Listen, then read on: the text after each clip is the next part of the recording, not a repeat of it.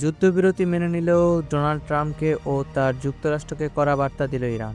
আসলে কি থামছে উত্তেজনা, নাকি ঝড়ের আগে নীরবতা?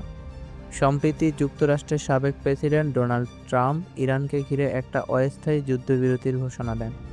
এই যুদ্ধবিরতি মূলত 2 সপ্তাহের জন্য কার্যকর হওয়ার কথা, যার লক্ষ্য ছিল উত্তেজনা কমানো এবং সম্ভাব্য বড় ধরনের সংঘর্ষ এড়ানো।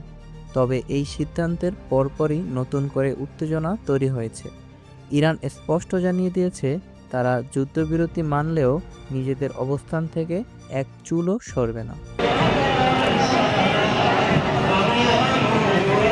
বিশেষ করে পারস্য উপসাগরের গুরুত্বপূর্ণ হরমুজ প্রণালী নিয়ে ইরান বলেছেন, এই অঞ্চলের নিয়ন্ত্রণ তাদের হাতেই থাকবে এবং বাহিরের কোনো চাপ তারা মেনে নেবে না।